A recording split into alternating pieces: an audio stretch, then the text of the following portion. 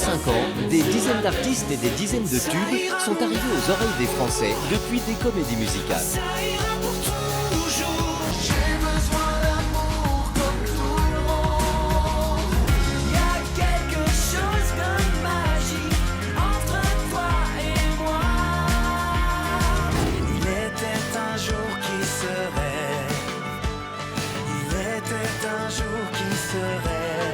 Ce qui était formidable, c'est que j'avais même plus besoin de chanter les chansons parce que le public connaissait déjà. Quoi.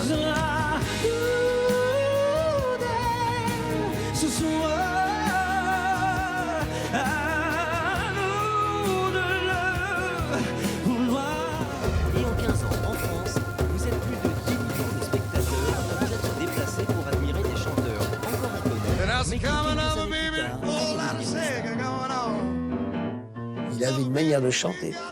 Il chante et dès qu'il voit quelqu'un qui parle, il fait wow. Mais tout ce qui ne te tue pas te rend fort et faux. Il élève la voix, donc la personne a peur, il écoute. Tout pour la galerie, tout pour la galerie. On ne trouve ici rien à sa taille. C'était incroyable, on était des rockstars. Ça nous a tous révélés.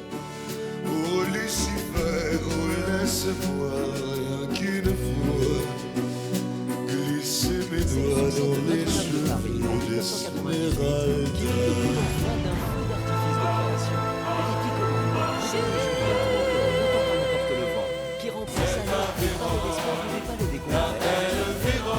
Visuellement, tu avais des gros tableaux, parce que c'était assez colossal quand même, le Dicom.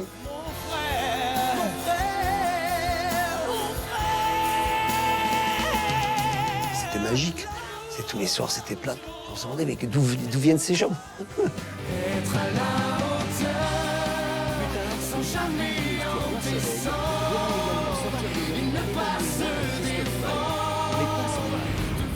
Quand Christophe est venu chanter dans ce fameux studio des essais sur la chanson, il n'y avait pas beaucoup de monde pour le vouloir. J'ai même reçu l'ordre de m'en séparer. Depuis, le public s'est précipité pour apprécier Mozart, l'opéra rock, ou encore 1789, Les Amants de la Bastille, et le Roi Arthur de la même équipe, Résiste de France Gall, Robin des Bois avec M. Pokora ou Les Trois Mousquetaires. Pour autant, chaque lancement de comédie musicale représente un énorme risque. Et chaque spectacle regorge d'imprévus qui mettent à chaque fois en péril l'existence même du show. Vous découvrirez les angoisses des plus grandes stars lors de leur premier casting.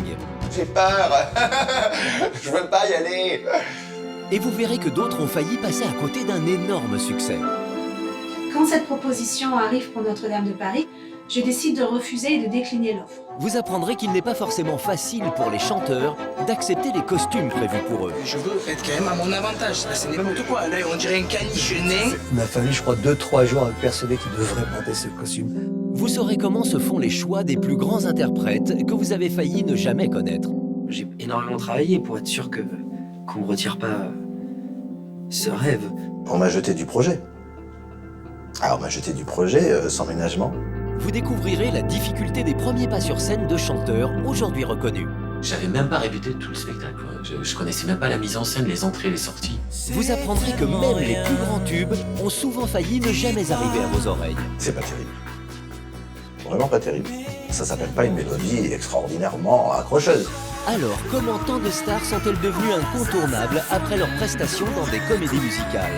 Comment surmonter toutes les difficultés d'un spectacle d'une telle ampleur pour qu'il existe? Et pourquoi certains n'ont pas atteint leur public?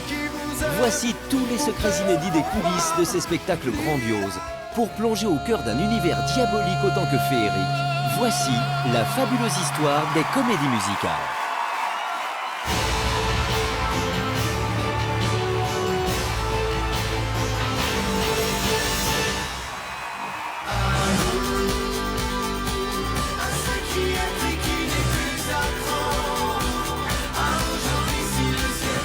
En France, l'histoire de toute comédie musicale commence par des chansons.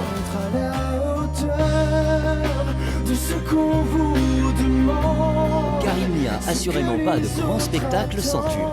D'ailleurs, tout le monde a en tête des chansons extraites de comédies musicales, parfois même sans savoir d'où elles viennent.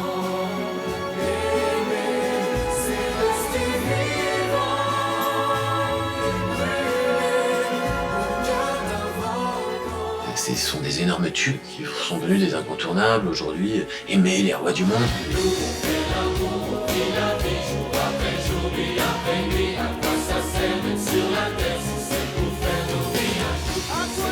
C'est Capital qui est de vraies chansons, des chansons puissantes. Je pense que ce qui fait le succès d'une comédie musicale, ce qui reste avant les images ou le spectacle en lui-même, c'est les chansons. Et c'est ça qui perdure et c'est ça qui est le relais du spectacle. Voilà le jour qui se lève. Et le dernier gros tube d'une comédie musicale en date, c'est bien sûr celui du Roi Arthur, quelque chose de magique, interprété par Florent Mott et Camille Laud. Il y a quelque chose de magique entre toi et moi. C'est comme un champ magnétique qui ne s'explique pas. Mais la chanson la plus forte des comédies musicales de tous les temps, c'est Belle. La plus grosse vente de toutes ces chansons, mais aussi un titre désigné chanson du siècle par un sondage. Et pourtant, elle n'a pas été créée spécialement pour la comédie musicale Notre-Dame de Paris.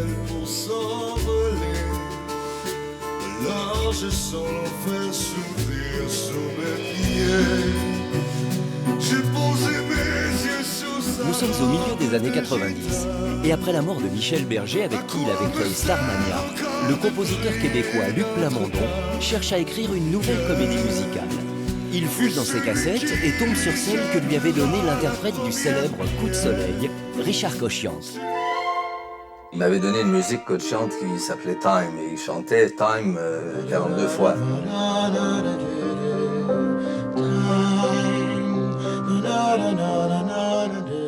Time,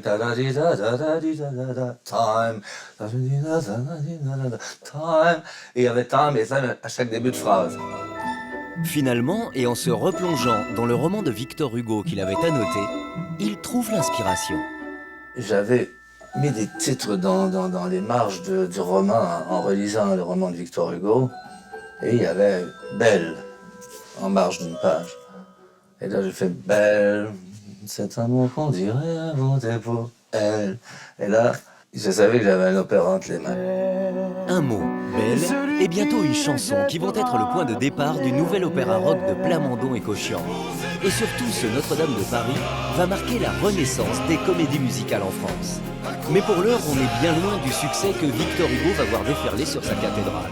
Et rien n'est gagné pour le parolier, bien au contraire. À l'époque, aucun spectacle de ce genre n'a obtenu de grands succès en France. Aucun producteur ne veut donc se risquer à produire une comédie musicale qui coûte à l'époque l'équivalent de 5 millions d'euros à produire. Personne ne voulait de cette comédie musicale. Mais alors personne. C'est-à-dire qu'il m'expliquait que pour présenter le spectacle, ils avaient invité des producteurs. Richard se mettait au piano et chantait tous les rôles. Et puis personne n'en voulait, quoi. C'est assez fou, quoi. La dame qui possédait le théâtre Mogador, je l'ai invitée à déjeuner. À la fin du déjeuner, elle m'a dit, vous allez me dire le sujet quand même. Elle était très excitée. J'ai dit, ben, c'est Notre-Dame de Paris de Victor Hugo. Ah non, non, non. Non, non, non. Monsieur Victor Hugo n'est plus le bienvenu dans la maison. Je lui ai dit, pourquoi? Elle m'a dit, Les Misérables. On s'est cassé la gueule avec Les Misérables. Car après un premier succès de 5 mois au Palais des Sports en 1980, la comédie musicale Les Misérables avait été un échec cuisant au théâtre Mogador à Paris. Luc Plamondon se tourne alors vers d'autres producteurs, parmi lesquels Charles Tallard et Didier Barbelivien. Une des premières motivations, c'est que personne n'en voulait. Moi, j'étais excité d'apprendre que quand même une œuvre de Plamondon et de Richard Cochiante, ça n'intéressait personne dans la profession.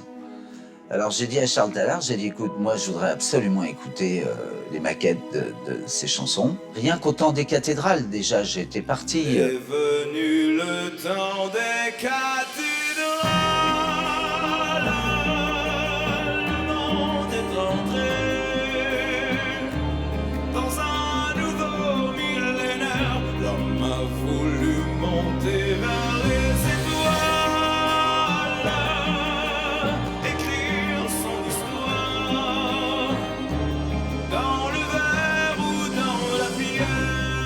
Je parle pas de Belle, qui au départ était une chanson au milieu des autres. D'ailleurs, la chanson Belle n'est pas du tout envisagée comme premier extrait radio de l'album. C'est la chanson Vivre qui est choisie, avec son interprète d'origine, la chanteuse israélienne Noah.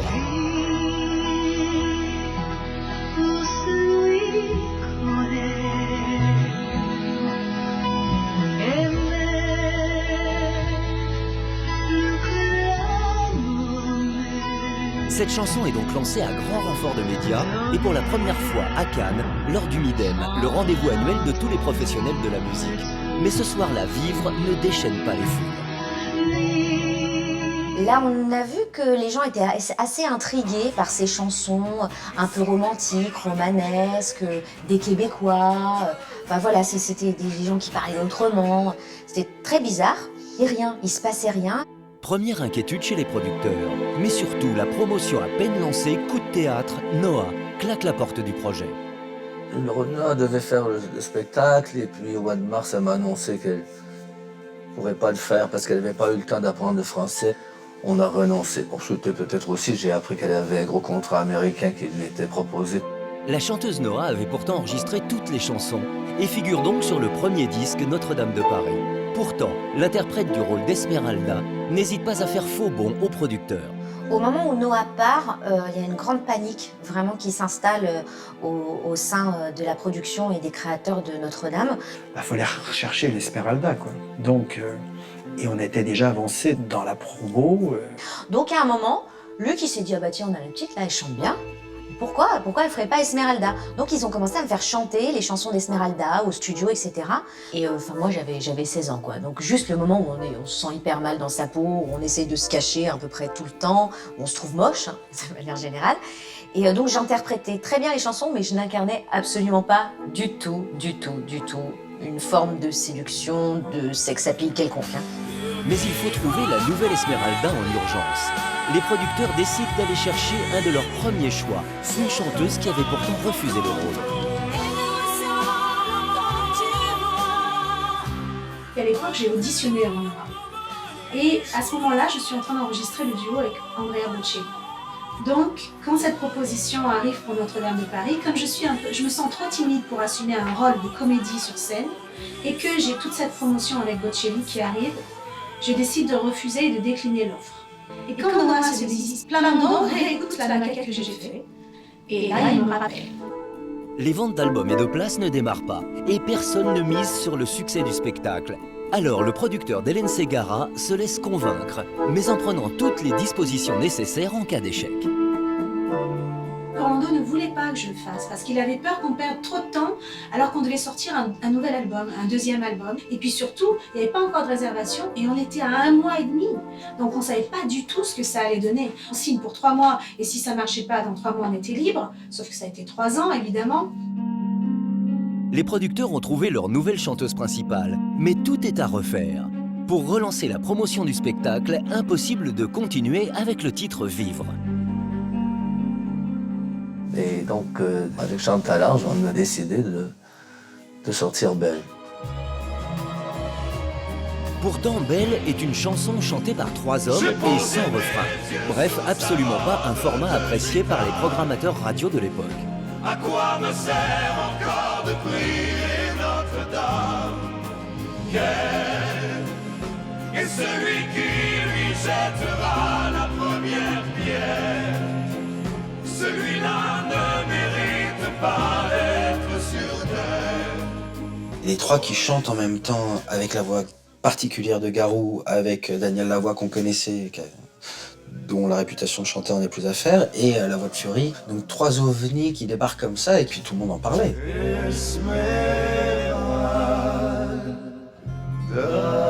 C'est une chanson qui est intemporelle, très populaire et qui est rentrée dans le cœur des gens et ça a été le catalyseur de la comédie. En quelques semaines, Belle cartonne et va devenir le 3e 45 tours le plus vendu de tous les temps pour s'écouler au final à 2 221 000 exemplaires. Je me souviens très bien, il y avait 2 clips qui étaient en préparation, de Vivre, qu'elle est terminée, et Belle qui était en préparation. Ils ont fait une télé avec Belle un samedi matin, M6.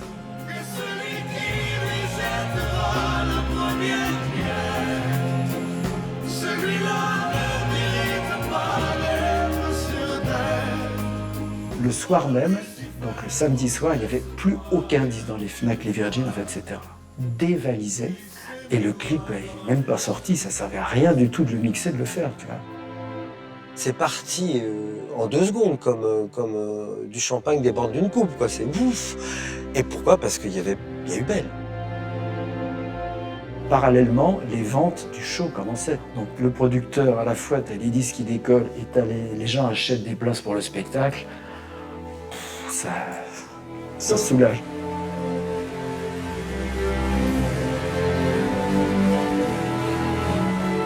Et puis la magie d'un casting aussi. Il faut pas oublier ça. Regardez le feu qu'elle a dans les yeux. Il faut des super voix, et puis aussi il faut que ce soit des voix qui aillent dans le sens de la musique. Il ne faut pas se tromper. Car une chose est sûre, c'est le choix des chanteurs à l'époque qui a pleinement porté le succès de Notre-Dame de Paris.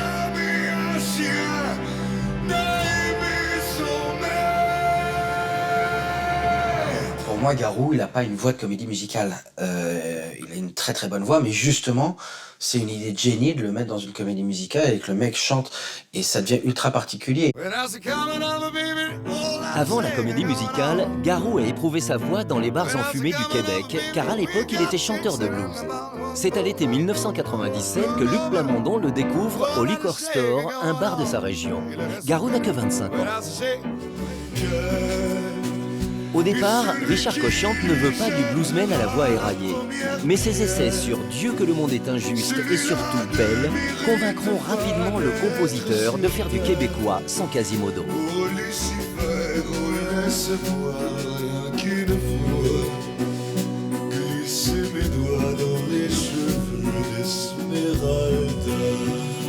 Du coup, effectivement, je trouve que le personnage n'est plus le personnage, c'est l'artiste qui d'un coup donne vie au personnage à sa manière. C'est-à-dire qu'on se dit, pour moi, le bossu de Notre-Dame, ouais, c'est un peu ce que Garou nous a montré, quoi. Et c'est cette voix si particulière qui fera émerger Garou et lui permettra de se démarquer après la comédie musicale pour entamer une carrière solo. Celui qui n'a jamais été seul, au moins une fois dans sa vie, seul au fond de son lit, seul au bout de la nuit. Je pense qu'il y avait des personnalités très différentes et que ça, c'était vraiment quelque chose de bien réfléchi parce que chacun avait son rôle avec sa voix, avec ça. Il n'y avait pas que les mecs qui chantaient tous pareil. Et je pense que c'est ça le succès.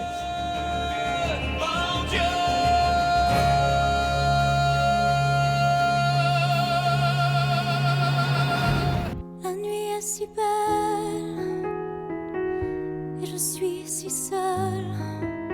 20 ans après sa création, pour le retour de Notre-Dame, c'est la jeune Iba Tawadji qui a été choisie pour incarner Esmeralda. Dans ses rires. Iba est une artiste internationale d'origine libanaise et c'est ce qui a décidé les producteurs pour la sélectionner en 2016. Un choix plutôt judicieux puisque 30 ans après, les spectateurs se sont précipités pour voir Notre-Dame dans une version identique à celle de 1998. Comme la nouvelle Esmeralda, Iba Tawadji, à l'époque les interprètes étaient de quasi-inconnus. Et malgré les maquillages ou les bosses, la comédie musicale leur a offert une exposition puis une notoriété inégalée.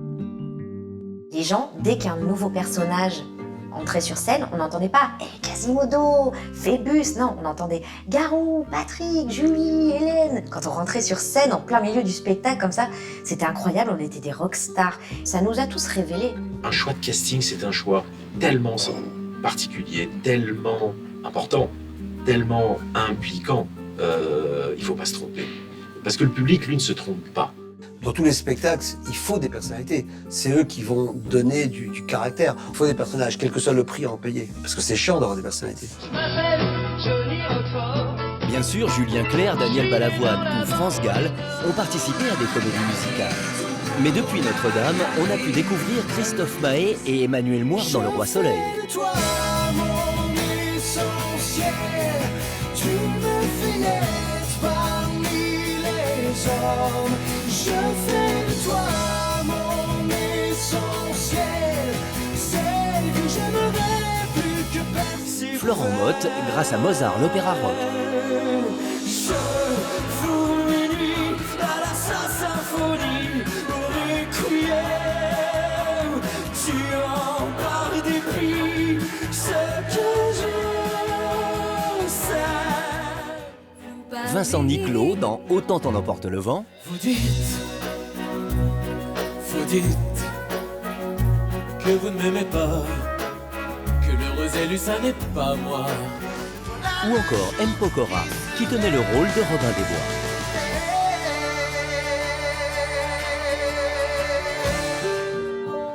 En 2002, après avoir produit Les 10 commandements et Autant t'en emporte le vent, les producteurs Dovatia et Albert Cohen préparent leur future comédie musicale, Le Roi Soleil. Alors qu'ils cherchent leurs nouveaux interprètes, Dovatia se retrouve en Corse, dans un café-concert, où il tombe sur un artiste rare. Qui séduit sans tuer. Moi j'étais en Corse et il jouait à la Caravelle. Voilà. Et il y avait que nous, avec des amis et d'autres personnes qui étaient là pour boire un verre, pour se saouler la gueule, mais pas pour écouter les chanteurs. Et ben là, respect. Il avait une manière de chanter, où il chante et dès qu'il voit quelqu'un qui parle, il fait Wouah ! Il élève la voix, donc la personne a peur, il écoute. Il arrivait à prendre toute l'attention du public. Ce qu'on a remarqué d'immédiat chez Christophe, c'est cette faculté à choper une salle, comme on dit, un charisme. On s'attache et qu'on s'emprisonne, mais rien n'empêche que l'on... Il met un pied sur scène, il regarde le public et il est capable d'attirer tout ça avec une énergie, une générosité incroyable. Ce jeune chanteur, c'est bien sûr Christophe Maé. Après avoir joué une dizaine d'années dans les bars, le jeune artiste a signé dans une maison de disques, mais n'a sorti aucun album. Christophe Maé est quand même signé chez Warner à l'époque. On est en train de lui rendre son contrat, comme d'habitude. C'est pas le premier et pas le dernier à qui c'est arrivé. Sa seule expérience professionnelle, c'est lui, sa guitare ou son harmonica au fond d'un bar à faire la blague, quoi. En Corse et ailleurs. À l'époque, Christophe Maé lui-même n'imagine pas du tout participer à une comédie musicale.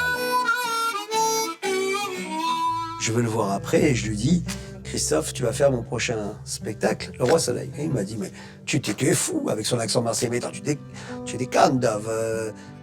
Moi, une comédie musicale, c'est impossible. La comédie musicale, pour Christophe, ça faisait pas partie de ses projections, ni de ce qu'il aimait, ni de ce qu'il écoutait. On est venu chercher Christophe pour une comédie musicale.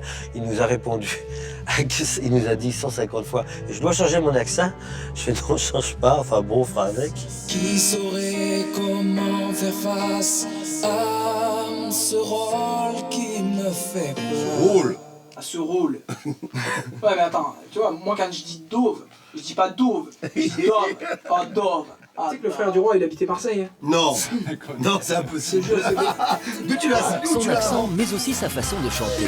Car Christophe n'a absolument pas une voix dite de comédie musicale, c'est-à-dire avec un timbre sans caractère.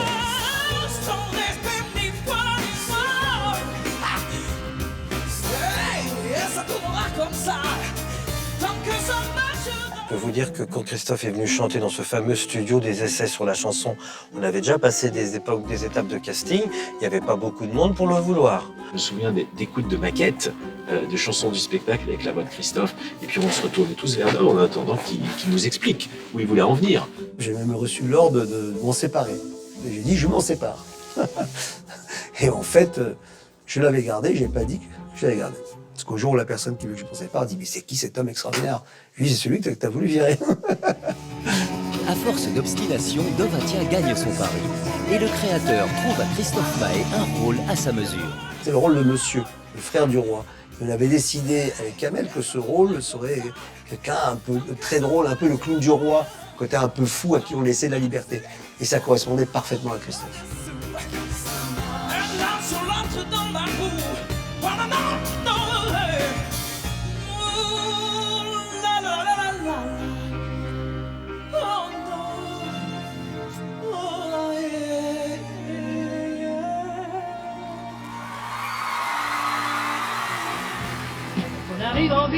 Une trentaine d'années plus tôt, c'est un caractère aussi trempé qui va permettre à la comédie musicale de référence Starmania de se monter. À l'époque, Daniel Balavoine est repéré à la télévision par France Gall. Luc Plamondon va immédiatement être alerté de cette découverte par Michel Berger. Il fallait trouver des chanteurs. Et un jour, il m'a appelé, il m'a dit, écoute Luc, j'ai trouvé Johnny Roquefort. Et je l'ai vu chez Drucker dimanche après-midi. Il a la voix que j'aurais voulu avoir. Et il s'appelle Daniel Balavoine.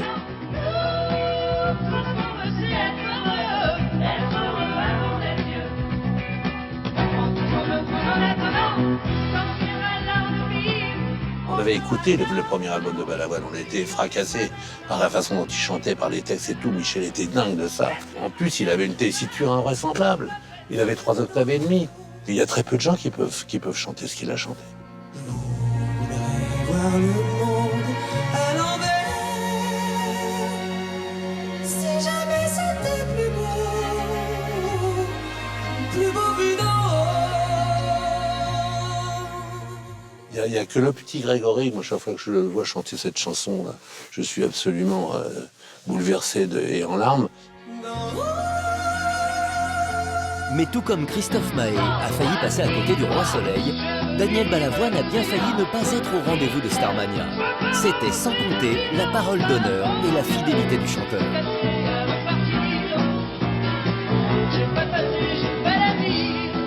Je lui ai dit, bon, mais si ça marche, c'est qu'on fait le spectacle. Vous serez là, il dit, je serai là. Et quand on a commencé à enregistrer et qu'on a décidé le spectacle, il était devenu déjà quelqu'un de très important. Et il a délibérément, lui et son directeur artistique de l'époque chez Barclay, Léon Missier, ont dit, c'est pas grave, on fera l'Olympia plus tard. T'as promis que tu feras Starmania, tu feras Starmania. Et je pense que sans lui, ça n'aurait pas pu se faire de la même façon. Jingle PPPP, une 200e. Créé en 1979, Starmania est devenu au fil du temps la comédie musicale de référence. Et notamment parce que ses chansons ne cessent d'être reprises par toutes les générations.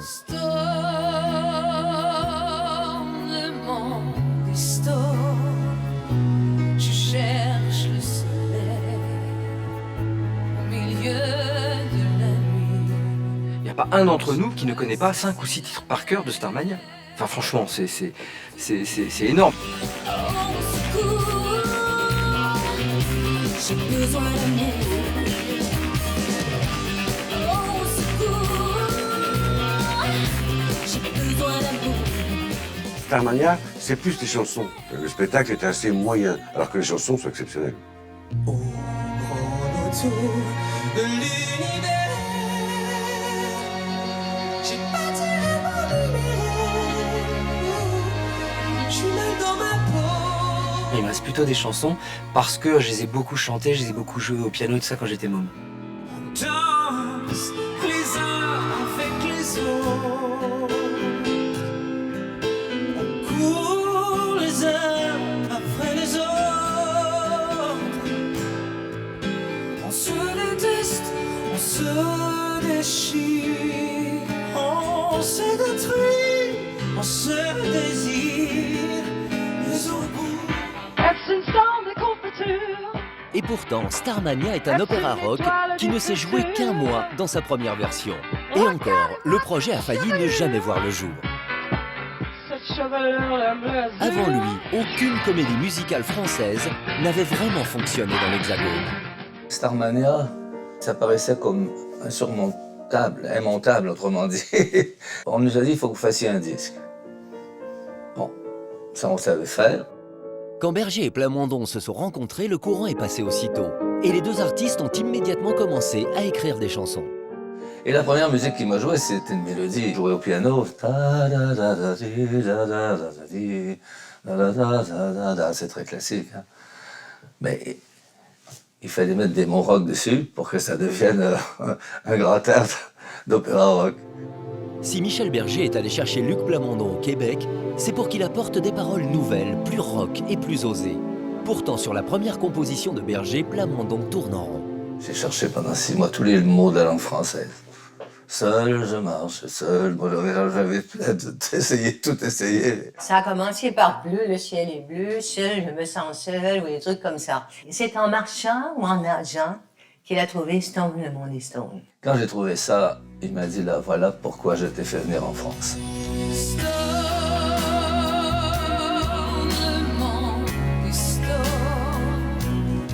77, on a écrit les chansons. Les néons de la nuit remplacent le soleil. Et sur toutes les radios, on danse le même disco. Le jour est gris, la nuit est bleue. Le disque sort fin septembre 1978, mais ne se vend pas du tout au départ. Or, le propriétaire du Palais des Congrès ne veut prendre aucun risque. Il accepte de louer sa salle de spectacle seulement si 100 000 albums sont vendus avant Noël. Pour l'instant, la comédie musicale est donc en danger. C'est alors que Michel Berger trouve la bonne idée. C'est à ce moment-là que Michel a écrit avec Luc une chanson spécialement pour France Gall qui n'était pas du tout dans le disque. Et comme c'était la plus grosse vedette à l'époque qui vendait énormément de disques, ça a été l'élément promotionnel tout à fait décisif.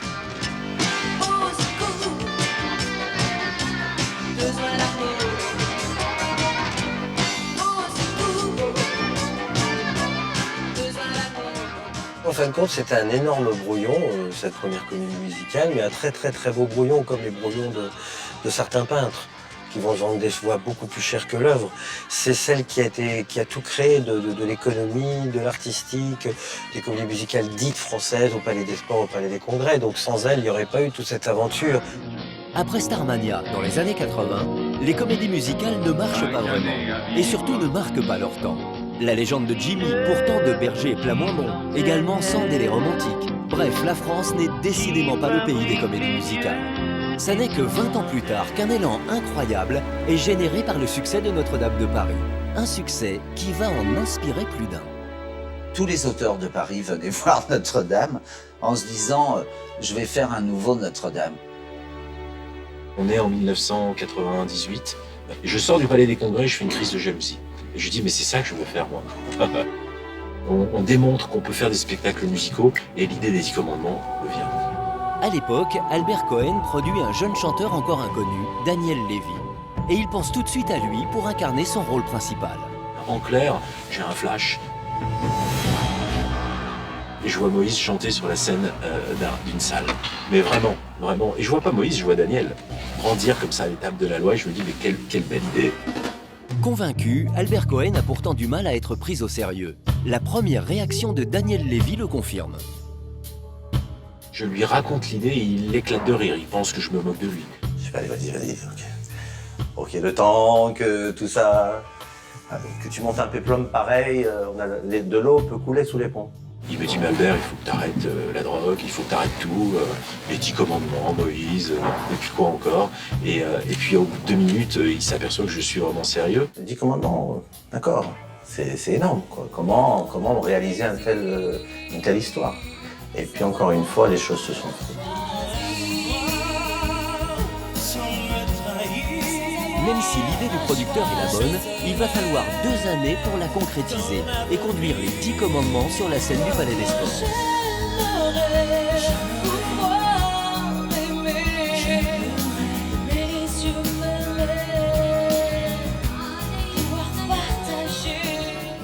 Après avoir eu l'idée, Albert Cohen cherche un artiste pour écrire sa comédie musicale et pense tout d'abord à l'un des plus grands auteurs-compositeurs du moment. Au départ, je pensais à Jean-Jacques Goldman. Il se trouve que son manager de l'époque s'appelle Robert Goldman et Robert me bloque tout de suite en me disant ne lui en parle même pas, il prend une année sabbatique. Si tu peux repousser ton projet d'1 an, ça peut peut-être l'intéresser, mais il me décourage vraiment. C'est un autre faiseur de tubes, Pascal Obispo, qui va prendre les commandes du projet. Pendant qu'il commence à composer les chansons du spectacle, l'équipe se penche sur le casting. Avec Elie, Pascal, Dove, toute l'équipe de l'époque, on se fixe une règle entre nous pour le casting. On se dit entre nous, pas de passe-droit, pas de privilégiés, tout le monde fait le casting. On a tous des connaissances, des artistes autour de nous. Il est hors de question d'en prendre un en lui disant c'est lui qui va faire le personnage de... On fait l'audition. C'est chiant les auditions parce que tu vois, en fait, moi je sais que je t'ai déjà entendu chanter, mais bon, on se met un peu en condition, Ouais, non, puis on c'est discute. Hein? Bah, j'aime bien la mélodie de Hymne à l'amour. Alors, il y a un problème parce qu'au niveau des textes, il faut que je dise je me ferai teindre en blonde. Ouais. C'est justement ça, c'est Daniel Lévy est particulièrement motivé, car il estime que son ami Albert Cohen lui a joué un mauvais tour. Je lui en ai voulu un petit peu parce que c'est toi Moïse, c'est devenu bon, écoute-moi, excuse-moi, mais il va falloir que tu passes l'audition. Il y a des têtes d'affiche, Obispo, Chouraki, Je suis d'accord. Est-ce que tu veux vraiment la faire? Je dis, attends, tu me dis, tu as eu l'idée pour moi, et maintenant tu me dis, est-ce que tu veux passer l'audition? Je l'avais mal pris à l'époque. Je dis, il n'y a pas de problème, on passera l'audition. Peu m'importe les grands problèmes, Dieu réunit ceux qui s'aiment. Et donc Daniel se présente à l'audition et fait l'unanimité de notre comité d'écoute en quelques secondes. Pascal le découvre, assez bluffé. L'intuition du producteur était la bonne. Daniel Lévy incarnera donc Moïse. Maintenant, il doit enregistrer les chansons du spectacle, dont L'envie d'aimer. Mais à l'écoute de la version de travail de la chanson, le chanteur ne montre pas un grand enthousiasme.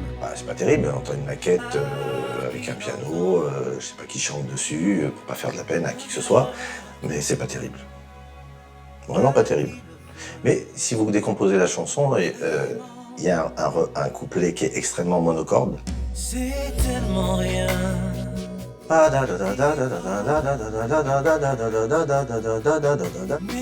tellement tout. Pourtant. Ça s'appelle pas une mélodie extraordinairement accrocheuse.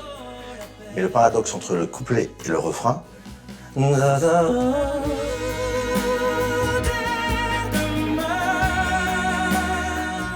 respire. En plus, au départ, la chanson n'était pas du tout prévue pour Daniel Lévy. Alors j'avais écouté la première fois par Obispo, hein, c'était la maquette. Ça devait être la troupe qui l'a chanté.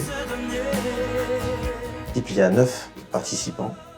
Et chacun fait ta da da da, l'autre ta da, et l'autre ta da da da, et l'autre ta da da da. Pour choper l'émotion, c'est pas l'idéal. Et si je me souviens, ça se passait pas très bien. Et Daniel Lévy a dit, et si j'essayais tout seul? Et je l'envoie du début jusqu'à la fin.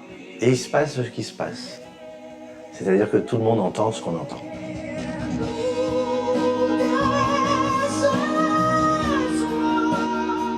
Et il a essayé tout seul, et j'ai vu les yeux de Pascal s'illuminer. Et je me souviens de cette émotion terrible qu'on a eue à l'interprétation spontanée de Daniel. Et ça a été un moment assez incroyable.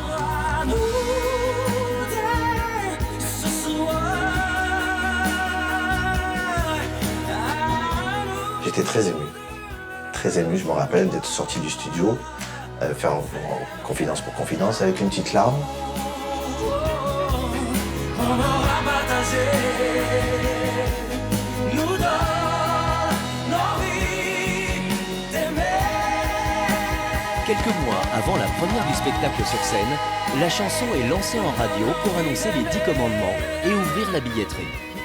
Quand tu fais ce genre de spectacle-là, si tu as une grosse chanson, une deuxième, une troisième, et que pendant toute l'année avant de jouer sur scène, les gens connaissent et ça devient des chansons que les gens s'approprient, comme L'envie d'aimer.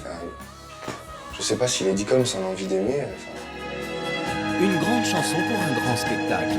Ce titre révèle l'ambition des producteurs qui voient tout en grand, avec un budget de 45 millions de francs, l'équivalent de 8 millions d'euros. C'était l'un des premiers gros spectacles, une aventure humaine et émotionnelle très forte, parce que tout était à faire, on ne savait pas où on allait. C'était l'époque du tout est possible, avec des budgets quand même considérables. On se donnait les moyens d'avoir de bonnes idées, et c'était merveilleux.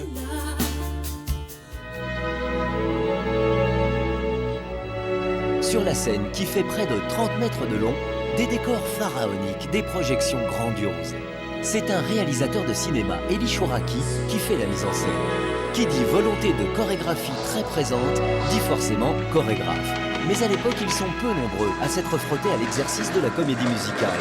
Nous sommes avant les années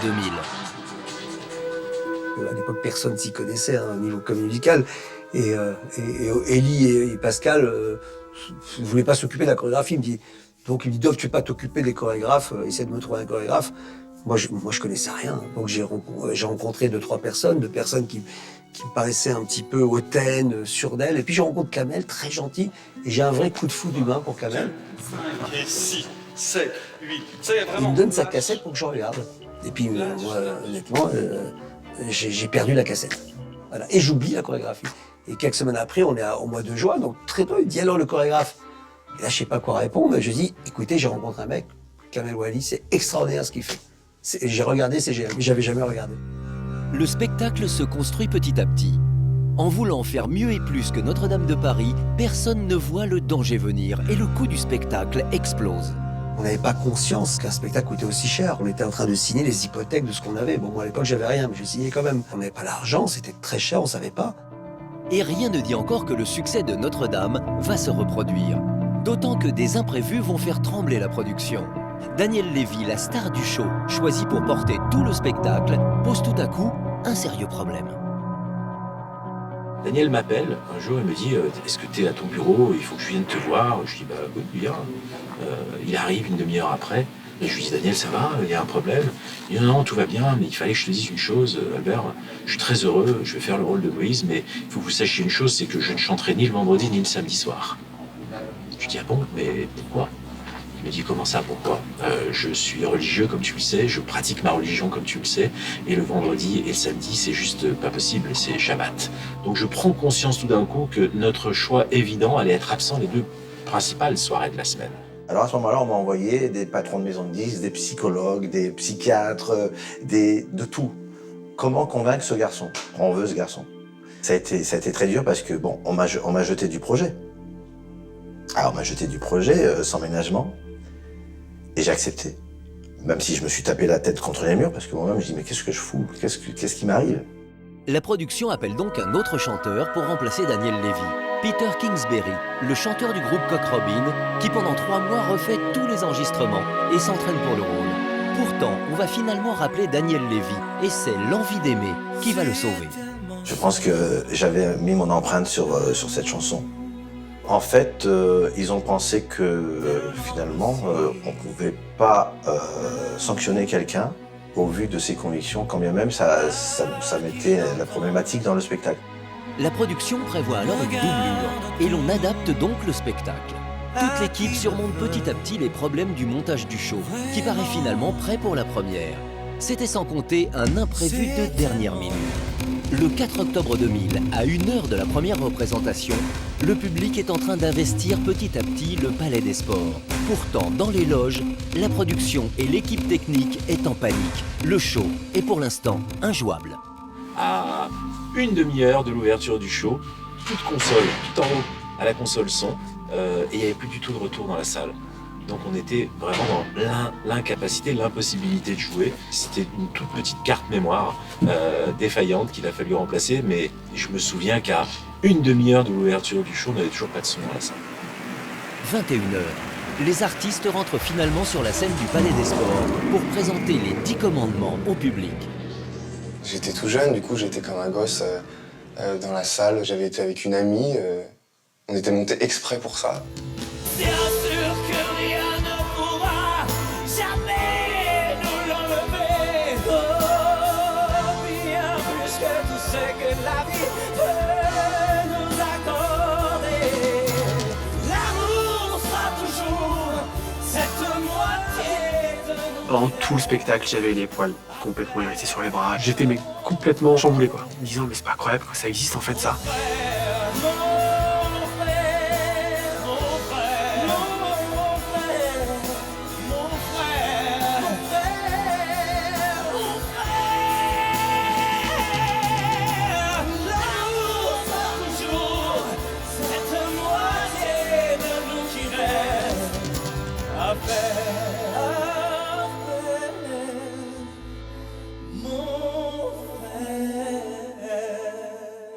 Visuellement, t'avais des gros tableaux, parce que c'était assez colossal quand même, le DICOM. Puisque l'amour est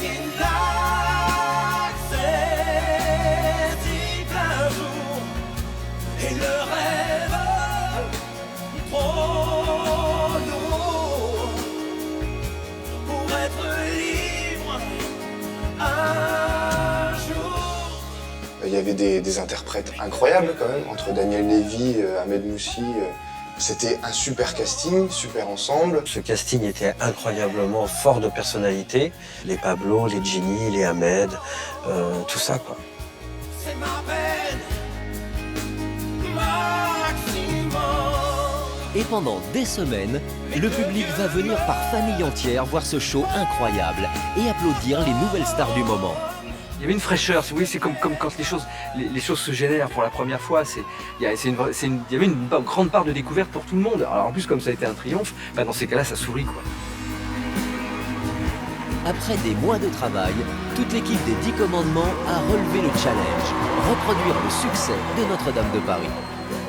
Notre-Dame, pour nous, c'est une exception. On espérait faire bien, mais pas ce succès. Les 10 commandements, c'était magique.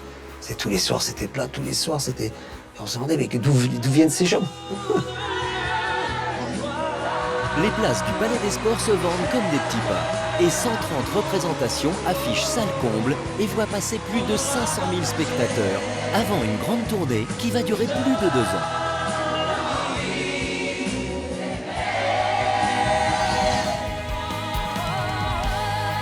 « 16 ans plus tard, c'est à l'Accor Hotel Arena que les 10 commandements ont signé leur grand retour, à l'initiative d'Eli Chouraki, avec Kamel Ouali à la mise en scène et certains artistes de la troupe originale, comme Merwan Rim, Pablo Villafranca, Ahmed Moussi ou encore Anne Varin.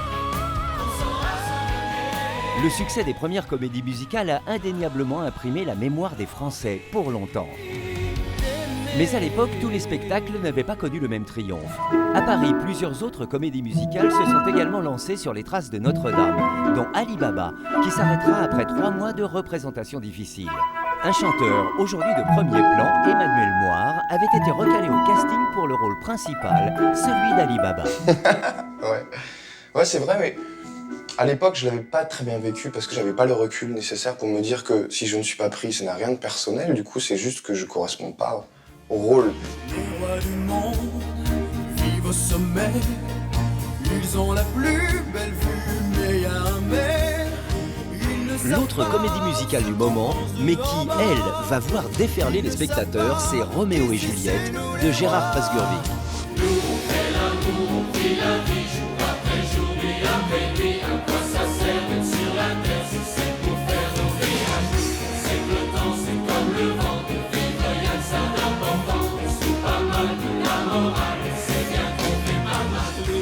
Je vais voir Gérard Louvain et je lui propose une comédie musicale sur la télé. Bon, et je vois que ça lui passe complètement au-dessus. Et il me dit, t'as autre chose? Et je dis oui, ma femme me parlait depuis des semaines de Roméo et Juliette. Et moi je disais Roméo et Juliette, c'est poussiéreux, j'ai été visionnaire sur ce coup-là. Et il me dit, ça c'est pas mal, t'as des chansons? Je lui dis oui, évidemment, je ne le fais pas, bien sûr. Il me dit, tu peux me faire écouter? Je dis oui, évidemment, oui. Et je gagne du temps, et puis je suis rentré chez moi, j'ai fait Aimer, je crois. Aimer, c'est ce qui est le plus beau. Aimer, c'est monter si haut et toucher les ailes des oiseaux. Aimer, c'est ce qui est le plus beau. Comme pour Belle ou L'envie d'aimer, le premier single, cette fois chanté par Damien Sargue et Cecilia Cara, va rapidement accrocher les premières places des ventes. Ces 2 grands tubes permettent de vendre 500 000 exemplaires de l'album avant la première représentation, et donc d'inciter le public à acheter ses places pour le Palais des Congrès. Au moment où on a commencé à penser à la scène, on avait déjà vendu beaucoup de disques. Donc, toute la production avait la banane toute la journée, puisqu'ils gagnaient beaucoup d'argent. Donc, ils étaient prêts à prendre des risques. Comme pour les 10 commandements, les années de grande mise en scène confinent à la débauche de moyens, et Roméo et Juliette ne dérogent pas à la règle. On avait au départ un premier metteur en scène, Foualier. Il avait fait un Christ qui faisait 12 mètres, qui avait jusqu'au 5 premiers rangs, qu'on a enlevé parce que je ne sais plus quelle association a dit ridicule. Mais moi je l'aimais, ce Christ, parce que je dis, on avait vendu déjà des millions de disques, donc on avait le droit pourquoi on s'en priverait? Et le 19 janvier 2001, la première du spectacle est jouée sur scène face à un public conquis. Pour ceux qui vous aiment, vos pères, vos femmes, oubliez la haine, rangez vos âmes, vive et voilà la chance, vive et pas de vengeance. Le succès à l'époque est tellement énorme pour Roméo et Juliette que la troupe enchaîne les représentations à Paris, puis en province. La première tournée va durer 3 ans sans interruption. Mais pour les chanteurs, le rythme se révèle beaucoup plus dur que pour une carrière solo.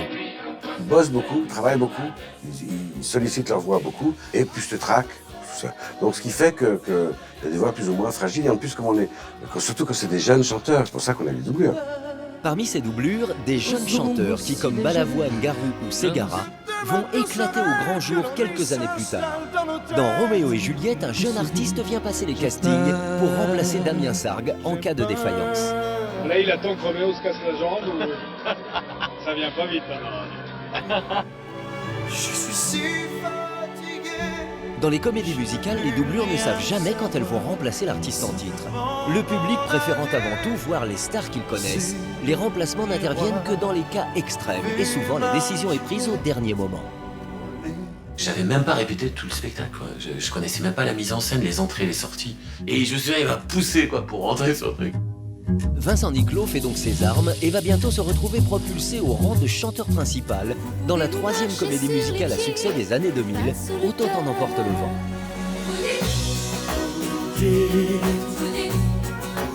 Que les femmes sont folles, que les petits animaux frivoles. Vous nous faites En 2003, tout auréolé de leur succès avec les 10 commandements, les producteurs Dovatia et Albert Cohen acceptent une nouvelle proposition. Avec Dove, on sort des 10 commandements, donc on est plutôt sollicité, on va dire. Et Gérard nous propose de faire ce spectacle. On accepte évidemment. Le thème est incontestable. Vincent Niclot nous fait un Red Butler incroyable.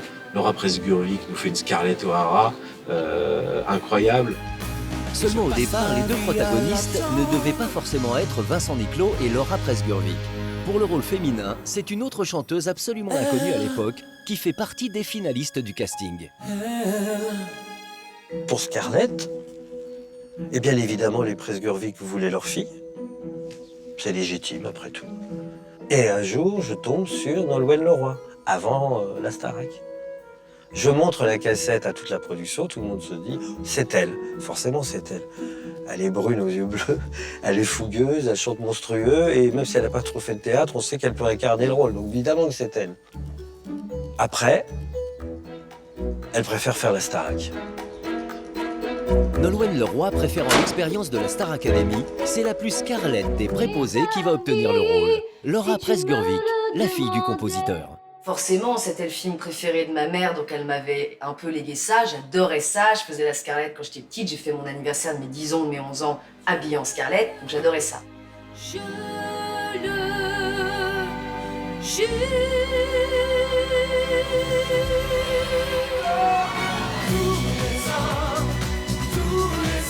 Les ambitions sont une nouvelle fois énormes. Le thème étant directement inspiré d'un célèbre film, la volonté des producteurs est de donner l'impression au public qu'ils regardent le long métrage sur la scène du Palais des Sports. Ouais, c'est la première fois qu'on faisait un thème très connu. Donc le problème, c'est qu'il fallait être dans un décor cinématographique. C'est d'où le cyclo de projection énorme et le cadre ciné-panoramique, quoi. Il fallait donner cette impression de cinéma. Par la suite, le public va sûrement faire preuve d'indigestion, car l'engouement derrière Notre-Dame de Paris ne produit pas que des succès. En 2003, une série de comédies musicales subit même des échecs cuisants. L'ombre d'un géant de François Valéry, Belle Belle Belle, construite sur les chansons de Claude François, Les Demoiselles de Rochefort d'après le film de Jacques Demy, ou encore Don Juan et Gladiateur, qui ne trouveront pas leur public.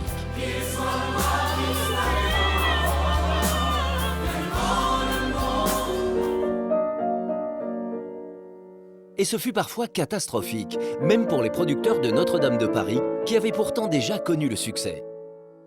On a quand même pris un sacré gadin derrière Notre-Dame. On a produit Cindy quand même, qui a été une catastrophe industrielle.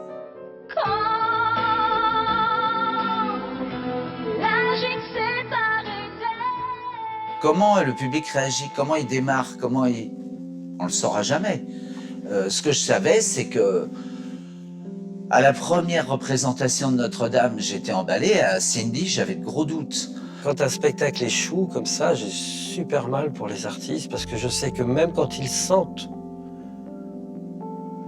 que le spectacle n'est pas bon, ils se donnent à fond. Ils ont envie de partir, mais ils ne partent pas. C'est vraiment, ils voient le bateau couler, ben alors l'orchestre à bord du Titanic, il n'en finit pas de jouer là parce que ça dure longtemps des fois. En 2004, Elie Chouraki et Maxime Le Forestier décident de monter la comédie musicale Spartacus le Gladiateur, mais sans grand succès. La violence du thème n'a peut-être pas aidé le spectateur à se laisser emporter par le show. On ouvrait le spectacle avec des enfants crucifiés quand même. Tu vois le truc? Les viols, la mort constamment. C'était Spartacus le Gladiateur. C'était une tuerie, les massacres dans les arènes. Tu vois, donc c'était vraiment violent, c'était très très violent. Nous, on sortait du spectacle, on était complètement ruinés, rincés quoi, tu vois. On avait vraiment des gens qui sortaient, tu vois, à l'entracte parce que c'était trop oppressant pour eux de voir ça. Du coup, la morosité retombe sur les comédies musicales.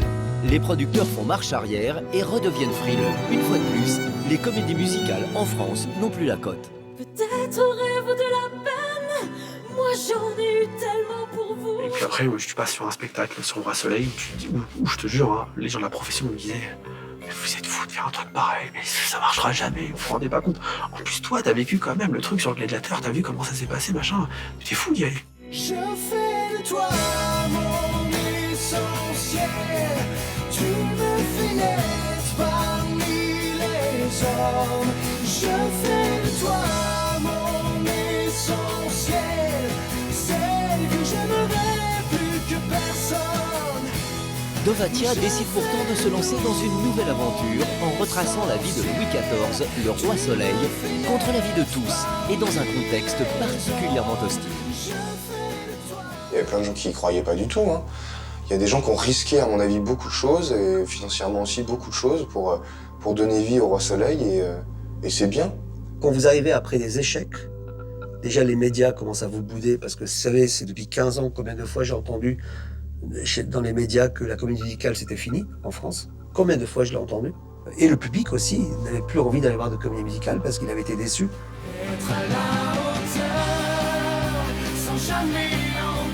Comme le public a déserté les salles, pour retrouver le succès, il faut faire mieux que les précédentes comédies musicales. Le producteur du Roi Soleil a donc la pression, d'autant que le public est devenu exigeant. Au pied du mur, Dovatia va abandonner son projet plusieurs fois avant de l'aboutir. Le Roi Soleil, j'ai eu beaucoup de mal à trouver l'enjeu. J'ai défait. Et un jour, je me suis dit, mais bien sûr, ce qu'il a voulu, c'est prouver à tout le monde qu'il était à la hauteur. Pour être à la hauteur de ce qu'on vous demande, ce que les autres attendent, et surmonter sa peur d'être à la hauteur du commun des mortels, pour chaque jour répondre à l'appel et avoir à cœur d'être à la hauteur. Une fois encore, une comédie musicale découvre et fait émerger un grand artiste actuel, Emmanuel Moir. Mais son arrivée jusqu'à la scène du Palais des Sports n'a pas été un long fleuve tranquille. À l'époque, Bruno Berberès l'avait déjà appelé une première fois, mais Emmanuel Moir ne s'était pas présenté au casting. Parce que j'ai peur. Je veux pas y aller. Je faisais un casting pour un spectacle qui n'a jamais vu le jour. Et dans les gens qui s'étaient inscrits, il y avait donc un jeune homme, Emmanuel Moir. Mais le nom d'Emmanuel Moir fait désormais partie du fichier du directeur de casting. Dès qu'on m'a confié le Roi Soleil, je l'ai tout de suite appelé, je fais le roi, c'est toi. C'est vrai qu'il y a cru dès le départ et qu'il a jamais lâché. Du coup, je pense que c'est important parce que je pense que moi, je serais peut-être pas forcément revenu si lui, il avait pas rappelé en disant on veut te voir, ça serait vraiment bien que tu viennes passer le casting. Et il vient au Sentier des Halles où on a fait le casting et évidemment, unanimité. Il avait chanté, tiens, Manu, tu me diras si j'ai un bon mémoire, le coup de soleil de Coach Hunt. Est-ce que c'est ça? Je suis pas sûr que c'était le coup de soleil. C'était Marguerite que j'ai chanté. Le casting, c'est pas un exercice facile, quoi. Montrer qui tu es en 3 minutes, plus tu passes les étapes d'un casting, plus tu y crois. Et plus tu as peur qu'on te dise « Bah merci, hein, ça va s'arrêter là ». Ça, c'est... Voilà. Donc du coup, j'étais un peu dans cet état-là, parce que c'était quand même la première fois qu'il se passait quelque chose de fort et que ça allait de plus en plus loin. J'aime bien les timbres, ceux qui ont à la Mahé, à la Michelangelo, à la Florent Motte. Donc Manu, il avait ce timbre.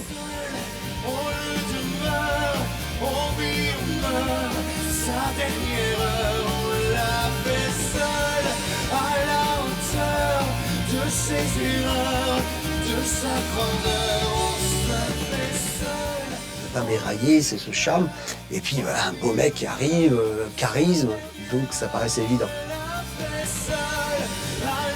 Mais pour de stupides problèmes de technologie de l'époque, Emmanuel Moire a failli ne pas pouvoir se présenter au casting avec les mêmes armes que les autres prétendants. Il doit revenir quelques jours après au studio dans le 15e et on doit leur envoyer les chansons et pour lui c'est être à la hauteur. On est en 2003, 4, un truc comme ça et au niveau de l'internet ça rame quoi. Et je rentre un jour de spectacle à 2h du matin et mon assistant Stéphane me dit oui c'est super, j'ai pu envoyer être à la hauteur à tous les potentiels, à tous les futurs rois. Je fais oui, mais il y en a qu'un où ça passe pas, bon on s'en fout et tout. Je fais c'est qui? Il me fait Emmanuel Moire. Du coup, l'internet ne marchait pas, je ne pouvais pas recevoir les fichiers audio des chansons. Et la crise. Oh l'enfer. Franchement, il y a eu quand même des péripéties et je l'ai reçu la veille. Donc il a reçu le titre à 5h, il a vraiment fallu pousser. Tiens, vas-y que je te pousse le truc. Moi je lui chantais au téléphone pour qu'il apprenne la chanson parce que c'était mon roi, enfin c'était le roi. Sélectionné, Emmanuel Moire doit désormais commencer à répéter ses chansons comme tout chanteur. Mais pour cette comédie musicale, une difficulté supplémentaire se pose aux artistes. La grande nouveauté du Roi Soleil, c'est que ses producteurs souhaitent que la moitié du show soit jouée dans des scénettes de théâtre. Les chanteurs doivent donc devenir des acteurs. La surprise, c'est qu'il y a beaucoup de textes. Ouais, énormément de textes. Surtout pour Manu, bon, ce qui est normal, mais ça c'est violent, il va falloir bosser. Quel meilleur choix que le vôtre, Madame de Montespan. Je suis sûre que vous deviendrez très vite la dame d'honneur préférée du roi. Mais monseigneur... Oh, que dis-je, pardonnez-moi. On va la reprendre et juste redonner un tout petit peu plus de rythme. Dans les phrases? Oui, dans les phrases, tu sais, mais tu fais mais... Ouais. Contrairement à ce que je pensais, comme j'avais vu le DICOM où il n'y avait pas beaucoup de scènes de comédie, le roi c'était très différent. On avait glissé pas mal de choses à l'intérieur et il y avait pas mal de transitions qui étaient jouées. Même si, encore une fois, c'était relativement simple. Mais du coup, je me suis aperçu que ce que j'allais faire, c'était pas juste chanter, quoi. Colbert, faites-le arrêter, qu'on me le présente sur le champ. Il faut qu'on arrive, nous, le public, à nous, à s'installer dans votre scène, mais vous, il faut que vous soyez quand même beaucoup plus pétillant, plus relevé. Et cette scène-là, vraiment, toi, il faut que tu la prennes avec plus de légèreté. Mais là, là, on s'endort. Donc là, j'ai des doutes sur mes capacités à le faire, quoi. Est-ce que je vais y arriver? Je sais pas. Donc, des petits passages un peu normal, là, je pense. Jouer un roi, personne ne sait ce que c'est. Hein. On parle des rois, mais du coup, on n'en connaît pas. Donc, on sait pas trop comment se comporter un roi. Qu'est-ce qu'il faut faire pour être roi? À ta place, moi-même, je serais même plus là. Je serais à la pharmacie en train de demander des trucs pour la mémoire. Je me rappelle les premiers pas de Manu et je peux lui dire bravo parce que c'est pas un comédien, mais il a bossé, il a une force de caractère, Manu. Cette princesse ressemble à s'y méprendre à une femme qui m'accompagne depuis des années. Dans les épreuves, comme dans les joies. Elle est sage et noble de cœur. Cette femme, c'est vous, Françoise, que j'épouse. Et je veux la voir passer. La vie passe, je veux te voir l'emporter. Le temps presse. Tu vois sur la tête. Le temps cesse. Il a fait un travail, une ascension entre le jour où il a été casté jusqu'à la fin du Roi Soleil, c'est exceptionnel. Une force de caractère. Sans Manu, le Roi Soleil n'aurait pas été ce qu'il est aujourd'hui, ce qu'il a été, je dirais. Difficulté supplémentaire, qui dit jeu d'acteur dit forcément costume. Et pour des chanteurs à la forte personnalité, il n'est pas toujours simple de tout accepter. Christophe Maé, notamment, a eu un peu de mal à endosser le look de son personnage. Des costumes qui ont été un handicap supplémentaire pour aboutir le spectacle dans les temps avant la première représentation. On a reçu les costumes 24 heures avant la première. Donc pendant 2 mois et demi, on répétait en jogging, tu vois. Et le jour où j'ai reçu mon costume sur le Roi Soleil, donc tout en cuir avec des cuissardes super hautes, machin, tu vois, avec des talons comme ça, j'ai mis mon costume. J'ai fait le filage 24 heures avant la toute première officielle. Je me suis dit c'est mort, j'y arriverai jamais, c'est pas possible. J'avais une veste en cuir qui devait peser genre 8-9 kilos, c'était pas possible. J'arrivais pas du tout à marcher avec les bottes, je me disais mais ça va pas être possible quoi, c'est demain. Il y avait Christophe Maé aussi qui lui avait une perruque incroyable, qui balayait le sol avec lui quand il marchait, et c'était une catastrophe. Et le jour où la costumière lui a présenté son costume, ça s'est très mal passé. Et il a juré que jamais lui porterait ce costume. J'arrivais pas à chanter tellement que j'étais mort de rire. Et je veux être quand même à mon avantage. Là, c'est n'importe quoi. Là, on dirait un caniche nain. Tu vois, c'est là où tu te trompes, je te jure. Si t'arrives toi à jouer avec, tu... Et elle est morte de rire, je vais la tuer. N'importe quoi, mais Faut que tu sois heureux. Il faut une solution. Faut que je sois bien dans mes baskets, moi. Sans déconner. Tu me mets comme ça dans le maquis en Corse, là-bas. Il me tire des plombs dans le cul. Il se disait, mais jamais je vais y arriver, c'est pas possible. Il m'a fallu, je crois, 2-3 jours à me persuader qu'il devrait porter ce costume. Ça fera son succès. Fais tout pour la galerie, tout pour la galerie. On ne trouve ici rien à sa taille, puisqu'on vit pour la galerie. Du coup, il a lâché prise, je pense. Et c'est ce qui faisait que, du coup, ce personnage était complètement extravagant et qui faisait du bien. Les costumes sont difficiles à apprivoiser, le décor est un enfer à déplacer et les répétitions prennent un retard incroyable. En voulant faire mieux, les producteurs n'ont-ils pas vu trop grand, quitte à mettre le spectacle en péril? Le 22 septembre 2005, tout le monde s'apprête à monter sur scène, mais la troupe n'a pas fini les répétitions et le public est là. De mémoire, je pense même qu'on n'avait même pas fait un filage entier. On avait fait juste l'acte 1 devant une présentation des partenaires et qu'on a fait l'acte 2 en croisant les doigts le jour de la première. Donc, c'est pas très confort. On n'avait jamais essayé le deuxième acte avant de le jouer en public. C'est-à-dire qu'il aurait pu arriver n'importe quoi à ce moment-là. Et puis la magie du truc, quoi. Tu vois, tu montes sur scène, tu mets ton costume, il y a 5000 personnes dans la salle, et bam, ça prend. Tout est fluide, tout est simple. Je fais de toi mon essentiel. Tu me fais naître parmi les gens. Je fais de toi mon essentiel. C'est que j'aimerais plus que personne. Si tu veux qu'on s'appelle, si tu veux qu'on se fait, on s'apprête. Je prends de toi mon essentiel.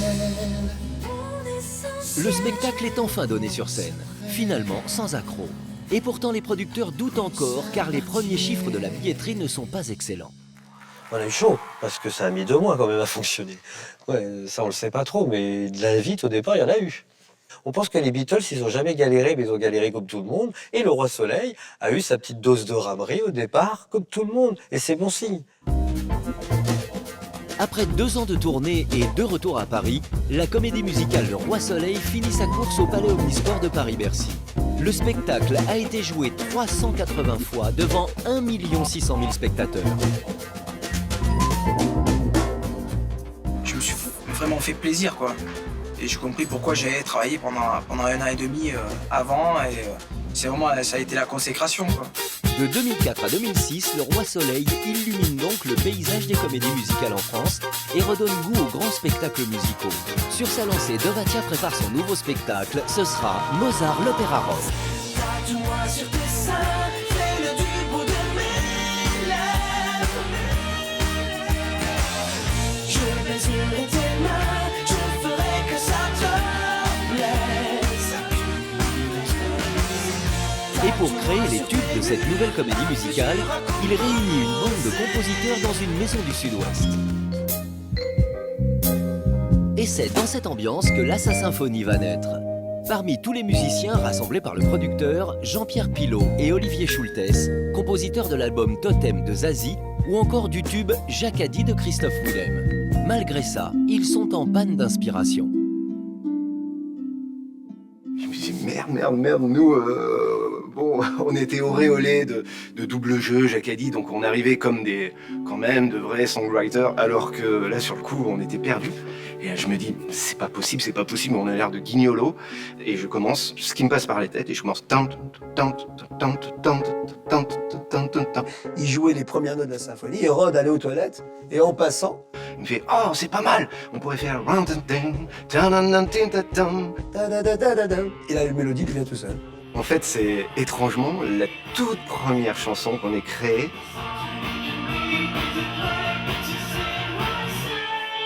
Et tous les soirs, les compositeurs présentent leurs chansons devant la troupe entière. Je les mettais en compétition, comme un prof le soir, avec le tableau.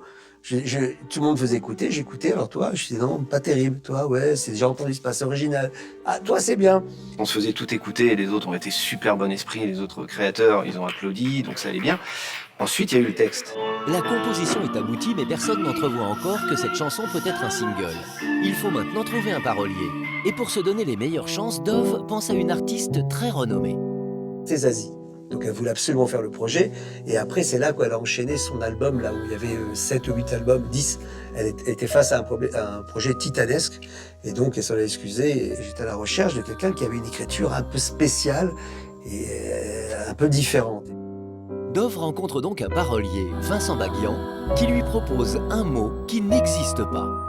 Et Vincent Baguian lui dit « Ah, j'entends un mot, l'assassinphonie ». J'ai fait un petit blocage. J'ai dit, je sais pas si ça a marché. Et à ce moment-là, j'ai dit, j'ai l'intuition, faisons confiance. Allez, si je l'ai appelé, faisons confiance, allons-y. Et j'ai changé un peu le rythme de la mélodie parce que ça se prononçait mal. Et on a fait à deux le texte et ça s'est super bien passé. Elle me dit, tu paieras tes délits, quoi qu'il advienne, on traîne ses chaînes. Enfin, la chanson existe, mais encore faut-il l'enregistrer. Elle est l'un des titres phares du personnage de Salieri. Et pour jouer ce rôle, les producteurs ont casté un jeune artiste déniché sur Internet. Il s'appelle Florent Mott. Je cherchais depuis longtemps à travailler dans la musique. Je faisais des concerts, je jouais dans les bars, j'écrivais des chansons, etc. Et j'ai mis une démo sur Internet. Et c'est cette démo-là qu'ils ont trouvée. Et donc, en effet, quand j'ai vu ce mail, je me suis dit « Oula, Dovatia, oui, je connais ça ». Je réponds à ce mail. Oui, ça m'intéresse. Dites-moi tout. Et puis, on me donne des dates. Alors, j'habite au Canada, donc je me suis dit « Ça tombe bien, je vais aller en France, je vais rendre visite à ma famille, ça fait longtemps que je suis pas venu ». I could be wholesome, I could be loathsome, guess I'm a little bit shy. Why don't you like me, why don't you like me with making me try? Je pensais à revenir 2 semaines après, je tablais pas sur un rôle ou quoi que ce soit, donc j'avais déjà prévu mon billet de retour. So I tried, I need a friend. Pourquoi la personne qui va sortir son épingle du jeu est celle qui est le moins aimée au départ? Alors ça, c'est un grand mystère. On a vu pour Christophe et pour Florent, c'est pareil. On fait la finale, évidemment, Dove l'adore, je l'adore, d'autres beaucoup moins, voire même pas du tout. Et je me rappelle d'un patron de maison de disques qui se retourne vers nous en disant « je déteste ». Et Dove de me dire « ce sera donc une star ». Florent Mott est sélectionné, l'équipe est au complet. Il faut désormais passer en studio pour enregistrer l'album. Car désormais, tout le monde attend beaucoup du titre « l'Assassinphonie ». Mais rien ne va se passer comme prévu. Mais tu te rends pas compte toutes les embûches qu'il y a. Bien sûr qu'il y a des embûches. Tout simplement parce que c'est pas facile, il y a du travail. Et, avec Dove m'a énormément fait travailler au début pour chanter la symphonie. Il était au bout des choses, c'était pas bien pendant longtemps. J'ai eu peur, j'ai énormément travaillé pour être sûr qu'on me retire pas ce rêve. Le rêve a failli tourner au cauchemar pour Florent Mott, car il va faire douter l'équipe de son choix. Le jeune chanteur a vu le rôle de Salieri lui échapper. J'étais très sévère parce qu'il ne travaillait pas. J'étais très en colère. Un jour, je lui ai dit, écoute, je te donne une dernière chance. Soit tu la chantes bien, soit je te vire. Bon, je l'ai fait à Christophe Maé aussi. Hein. Je lui ai dit, soit tu la chantes bien, soit je te vire. J'ai fait pleurer et Florent et Christophe, je l'avoue. Tu me demandes combien j'ai fait de prises de mon côté. J'ai dû en faire 500 ou 1000, quoi. À regarder le dessin, tu sais, sur l'ordinateur, à regarder la courbe de son, voir si c'était bien placé rythmiquement, comment ça se fait que c'était pas aussi bien. Il a du mal à l'enregistrer parce que c'est super dur à chanter, ni plus ni moins. L'envie d'aimer, c'est 15 fois plus facile parce que la difficulté de l'envie d'aimer, elle est technique. Dans l'Assassinphonie, t'as l'intention. Tu dois être fou sans être fou, tu dois être inquiétant sans l'être, et tu dois pas faire peur aux gens, mais en même temps, tu fais peur aux gens. C'est un monde intérieur. Ultime chance pour Florent Mott. Dove convoque le jeune chanteur débutant pour une dernière tentative d'enregistrement. Et donc, il est venu avec un stress terrible. Il arrive, et là, il me fait la prise. Waouh! Je vous réduis à la symphonie et en blasphème. J'avoue, je maudis tout ce qui sait.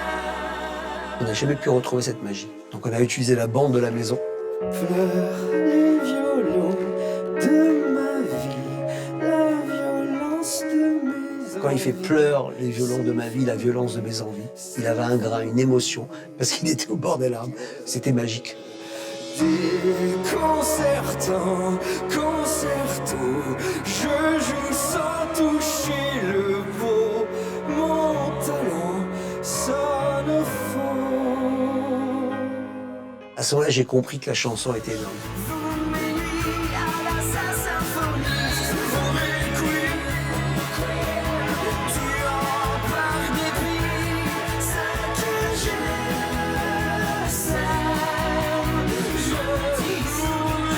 Dovazia sait désormais qu'il tient le tube de son nouveau spectacle. Il sera d'ailleurs la plus forte vente de la comédie musicale. Chanté par Salieri, il sort le 22 juin 2009, exactement 3 mois avant les premières représentations devant le public. L'équipe répète tout l'été et le 22 septembre 2009, tout le monde est prêt à monter sur scène. Ou presque. La première de la comédie musicale, tu veux vraiment en parler? J'avais plus de voix depuis 3 semaines. J'étais en trac ultime, je faisais attention, je fumais 2 clopes par jour pour pas que ça me fatigue encore la voix. Et une demi-heure avant le spectacle, j'ai toujours pas de voix, ma voix est toujours pas là. Et je me dis, j'ai envie de fumer. Non, faut surtout pas que je fume. Et puis, arrête, c'est bon, ta voix elle est pas là de toute façon, donc fume une clope.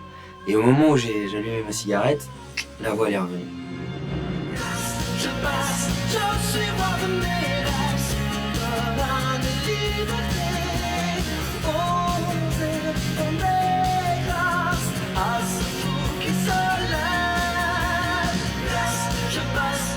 Difficulté supplémentaire pour toute l'équipe, les médias ne voient pas d'un bon œil une comédie musicale populaire inspirée par le génie Mozart.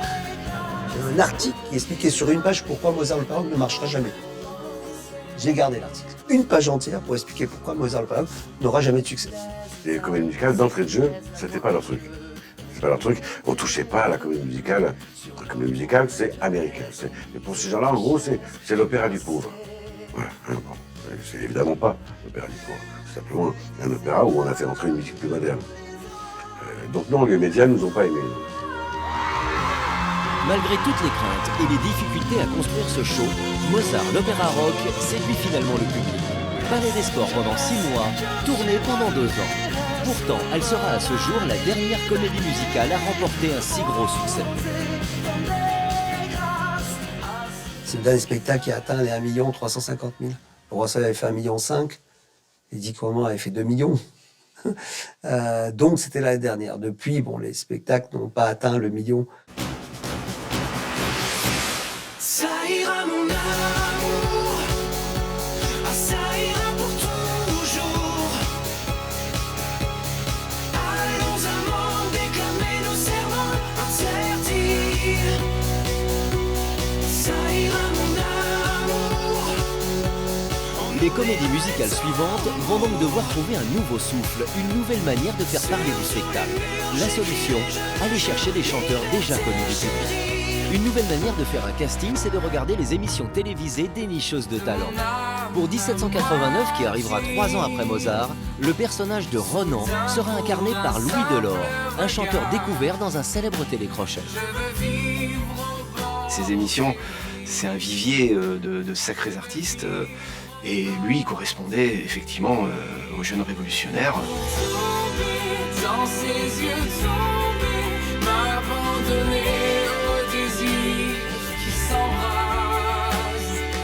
Danser, dans ses yeux danser, je veux tanguer aux accents de l'extase. Quand Louis Delord est arrivé, je le connaissais pas, on doit s'embrasser comme ça, c'est gênant, c'est pas facile. Le problème, c'est que Louis Delord ne voulait absolument pas le faire. Et ça a été une bataille pour le convaincre. Dans sa tête, après The Voice, il voulait faire son album avec son groupe. Et pour moi, c'était lui, c'était évident. Mais surtout, l'exemple le plus flagrant est celui du spectacle Robin des Bois. L'équipe est allée chercher une star bien installée et surtout idole des plus jeunes spectateurs, M. Pokora.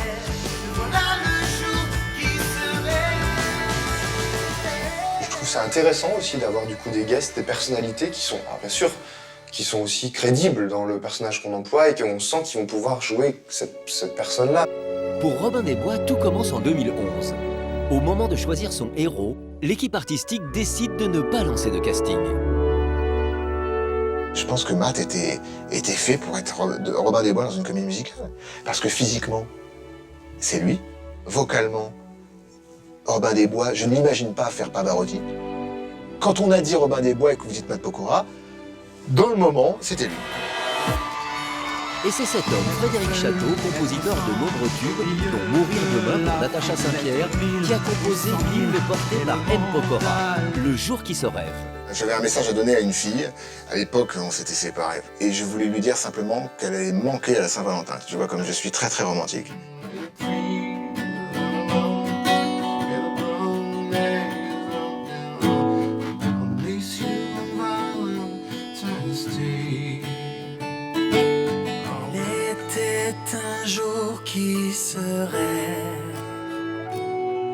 Matt, il a travaillé son truc, il nous a fait confiance. Il s'est dit, moi je suis Robin des Bois, je vous fais confiance. Et hop, c'est parti. On dit qu'il est temps, maintenant on fait ce qu'on dit. Aujourd'hui on va de l'avant, maintenant on va... Ça n'a pas été difficile de rentrer dans l'esprit du morceau, tellement voilà, le texte, dès les premières secondes, les premières paroles, on se laisse porter et il y a une magie qui opère avec cette chanson. Tu sais quoi, ça fait plaisir parce qu'on sent que tu Je es kiffe. Ah, je kiffe. Elle dure combien? Il faudrait la faire durer 12 minutes en concert. Non, mais on a l'impression que déjà ça fait toute la comédie musicale. Être seul, être sans, au milieu de la... Première fois que je l'ai entendu, c'est lorsque je suis allé voir le tournage du clip. On avait fait ça dans des anciennes mines. J'ai trouvé que c'était un tube, évident. Aujourd'hui on sait qu'il est temps, maintenant on est ce qu'on dit. Aujourd'hui le jour qu'on attend, maintenant on sait que c'est lui. Les gens, quand ils ont écouté ça, ils se sont dit, on a envie d'aller voir le spectacle. C'est très très important de faire une chanson qui va canaliser toutes les images, tous les paramètres de la comédie musicale en disant, si on écoute ça, on a compris la direction. Mais dans le domaine de la comédie musicale, une star ne suffit pas. Il faut innover pour présenter un show plus attirant que les précédents. Pour Robin des Bois, on prévoit notamment des cascades aériennes. Les chanteurs ont donc été mis à rude épreuve. Ça a été très dur. Tu te mets à la corde et tu montes. Ils font exprès de te mettre dans la galère pour voir en tout cas ce que tu sais faire. Évidemment, c'est hyper sécurisé, il y a des matelas et tout, on risque absolument rien. Et là, ça a été une vraie galère. Comme pour le sport intensif, le metteur en scène a également poussé les chanteurs à bout afin qu'ils incarnent leur personnage. Risquer un peu, être un héros pour les autres, quand il le fallait, je l'ai fait. Et je pense qu'ils voulaient juste réussir à faire sortir le maximum de ce qu'on pouvait donner dans le rôle. C'est ce qu'on faisait, on donnait le maximum du personnage, exagérer le personnage pour pouvoir aller chercher, fouiller qui il est et essayer de le comprendre. Le projet a été lancé 2 ans auparavant. Et malgré des mois de préparation intensive, dans tous les domaines, il arrive pourtant que leur retard pris devienne dangereux. 2 jours avant, le spectacle n'était pas prêt.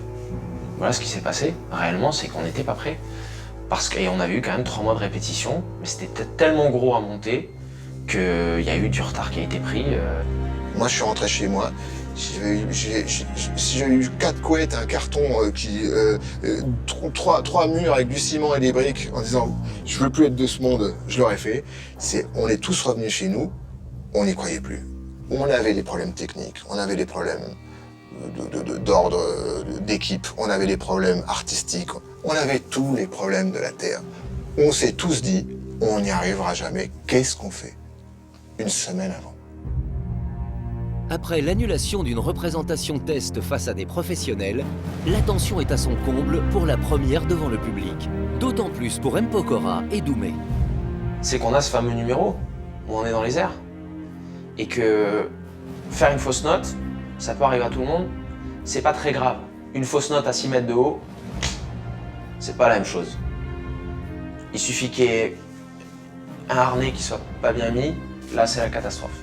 Il faut pas se rater. On n'a pas le choix, on ne peut pas se manquer à ce moment-là.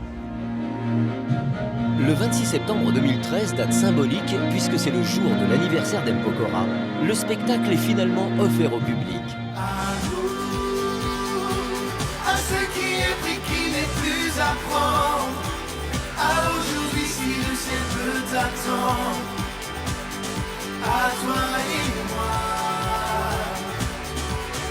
à nous, à ceux qui prennent le plaisir comme il vient et ne remettent jamais rien à demain, à nos amours. La magie du show et l'énergie des spectateurs permettront de faire oublier toutes les incertitudes. Après ce succès, l'équipe de Robin des Bois écrit une nouvelle page de l'histoire des comédies musicales en délaissant les archets de Richard Cœur de Lion pour les épées du roi Louis XIII avec les Trois Mousquetaires. Les Serviteurs du Roi 2016, Damien Sargue, David Ban, Brahim Zaïbat et Olivier Dion. Mais pour se démarquer, les producteurs ont choisi de présenter ce grand classique de la littérature française, totalement modernisé. C'est un des objectifs en fait, des producteurs, des metteurs en scène, d'arriver à présenter cette histoire d'une façon très très moderne. Si on était resté voilà, dans la cape et l'épée, peut-être que ça aurait été un peu ennuyeux. Les mousquetaires sont habillés avec des costumes très modernes, en cuir, on oublie le chapeau, on oublie la plume. Un peu de la façon dont une pop star américaine arriverait en spectacle et débarquerait à Bercy avec tous ses accoutrements. Si c'est vrai, si le temps, sans attendre, on le fait maintenant.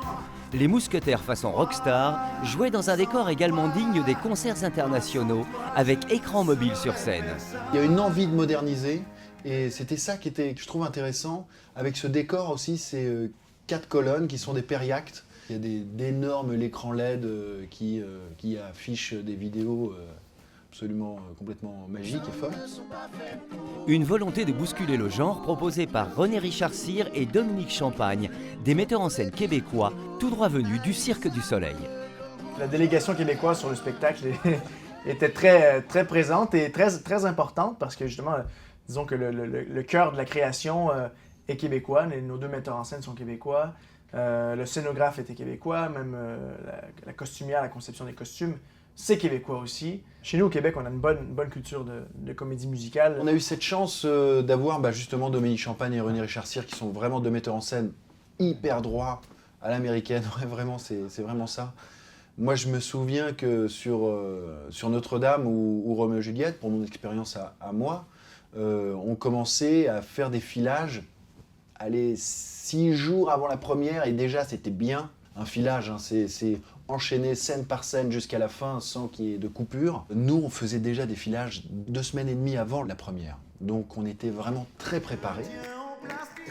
Les Trois Mousquetaires ont également revisité les chorégraphies grâce à Brahim Zaïbat dans le rôle d'Athos, un danseur international de hip-hop qui a donné une énergie nouvelle à tout le spectacle, ce qui n'a pas été sans difficulté pour D'Artagnan.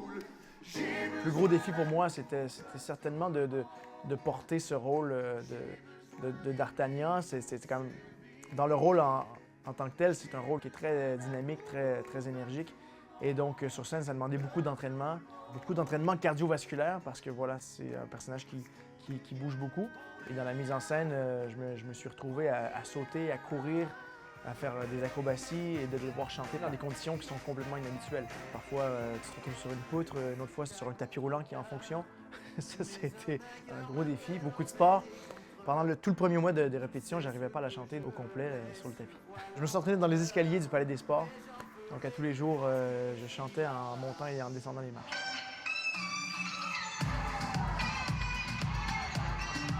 Les Trois Mousquetaires font partie de cette nouvelle vague de comédie musicale qui revisite les classiques dans une version rock et baroque. Une évolution des spectacles musicaux certifiée par Aramis Damien Sargue qui jouait Roméo dans Roméo et Juliette il y a plus de 15 ans. Pour reprendre Roméo et Juliette, ça a été mon premier rôle. C'était plus de la comédie musicale, c'est-à-dire il y avait beaucoup plus à la française, beaucoup plus de chansons que de comédie. Et c'est vrai que je vis pas du tout la même façon l'aventure des Trois Mousquetaires comme j'ai pu vivre Roméo et Juliette. Ça a changé dans les mœurs. Et puis la comédie musicale a vraiment pris sa place à Paris. Et en France, hein, on peut le dire avec toutes les tournées et tout ça, mais vraiment...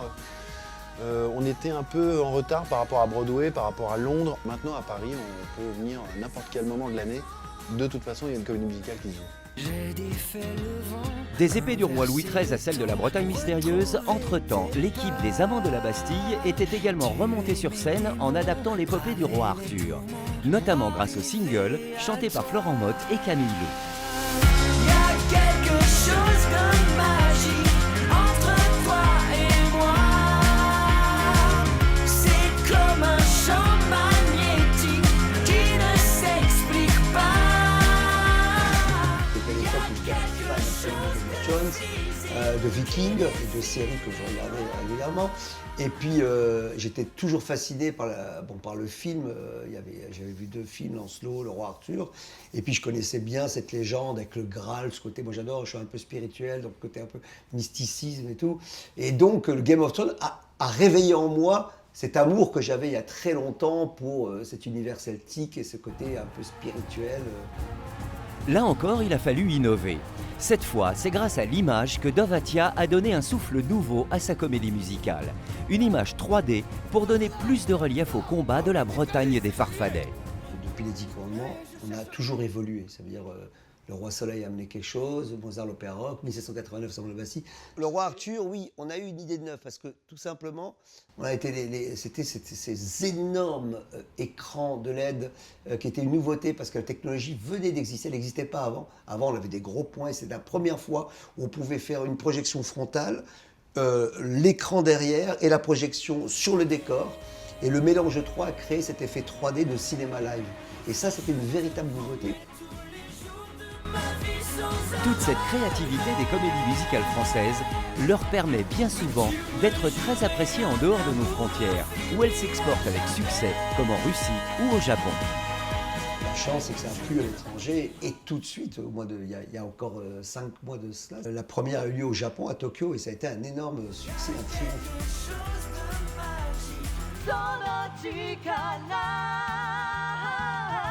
Ah, c'est magique, moi, voir la légende du roi Arthur refait par les Japonais, chanté en japonais.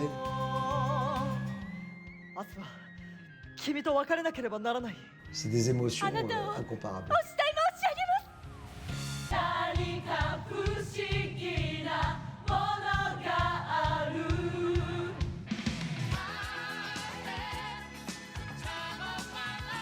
Une autre vague de comédie musicale s'est appuyée sur le grand retour de la nostalgie en France, telles que l'ont montré les adaptations de Dirty Dancing ou encore Saturday Night Fever, la mythique histoire de Stéphanie Mangano et Tony Manero, basée sur la musique des Bee Gees. Saturday Night Fever, c'est juste les Bee Gees qui représentent aussi en termes mondiaux plus de 40 millions d'albums.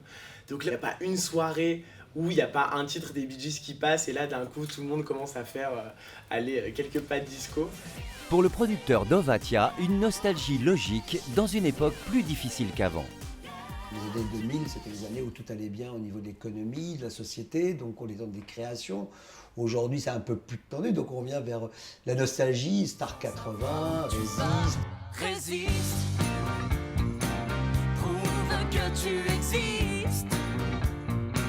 Cherche ton bonheur partout, va, refuse ce monde égoïste. Résiste est la comédie musicale de France Gall, écrite autour des chansons de Michel Berger.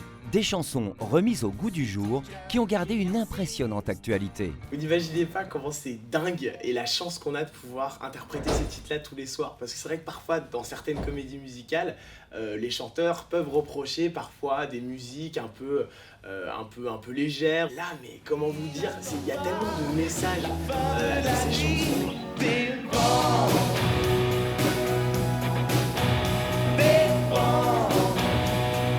La force de Résiste, c'est d'avoir fait réinterpréter des classiques d'un chanteur du patrimoine par une jeune génération. D'ailleurs, Gwendal Marie-Moutou, jeune artiste issu d'un concours de chant télévisé, ne connaissait pas France Gall au départ. Le casting a été un choc pour lui. Là, j'arrive au casting, donc on m'avait juste demandé de préparer la groupie, et évidemment. Et là, je tombe nez à nez, évidemment, avec France Gall. Et là, je me liquéfie sur place. Comment tu veux être prêt à ça? Tu arrives dans une audition et là, tu tombes sur l'interprète original des titres que tu vas chanter. Et t'es là genre, bon, ok, bonjour, j'avais pas du tout prévu ça. Bon, bah, j'espère que ça va bien se passer. L'intelligence de France Gall est d'avoir intégré les chansons mythiques de Michel Berger dans une histoire totalement nouvelle écrite pour l'occasion. Si tu veux pas aller voir lui, change de banque. Il les a tous dans la poche. La grande force de ce spectacle pour moi, c'est qu'on n'a pas du tout voulu copier les Américains, on n'a pas du tout voulu amener Broadway sur scène, on a vraiment voulu faire une création française. Parmi les forces de cette création, les danses. Résiste est aussi allé chercher la modernité grâce à Marion Motin, la chorégraphe de Stromae et Christine and the Queen.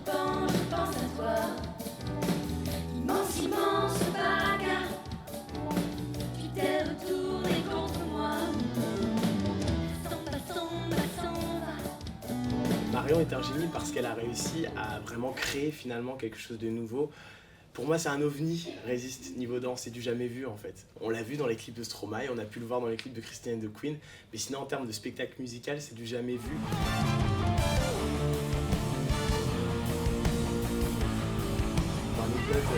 On a appris toutes les chorés sans miroir, par exemple. Donc elle s'en foutait de l'esthétique. Elle voulait qu'on le fasse à fond. Et du coup, elle s'en foutait que le bras était là. S'il était là, mais avec beaucoup plus de pêche et beaucoup plus d'incarnation, on va dire.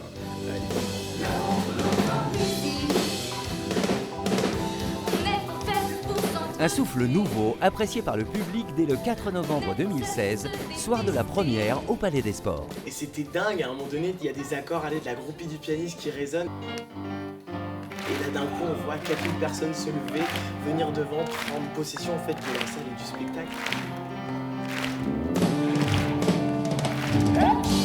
Et c'est là où on se rend compte de la force du répertoire, c'est qu'en 2 notes, d'un coup, ça pouvait libérer les foules et c'était beau à voir.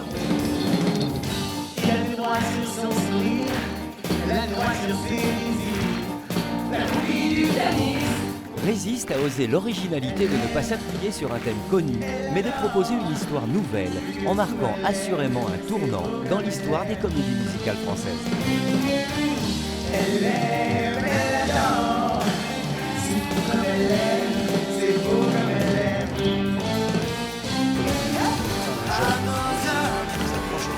Il faut qu'on va chercher un thème qui se retrouve dans la création politique. Et après, on fait une création dans le livret, dans l'histoire. Là, ça fait le contraire. Ils ont fait une création totalement originale dans le livre. Ils ont été chercher des musiques qui existent. Donc ça veut dire qu'il y a les deux sens marchent. Maintenant, vraiment, on se dirait qu'on a réussi la comédie dans ce jour, il y a un gros succès sur non plus un thème qui soit dans la contre-musique, un thème original, livré original, et musique originale. C'est jamais arrivé. Depuis Star Wars. Bref, depuis 40 ans, les comédies musicales ont réussi à s'imposer en France, mais surtout à faire émerger toute une nouvelle génération de chanteurs qui ont lancé leur carrière solo ensuite.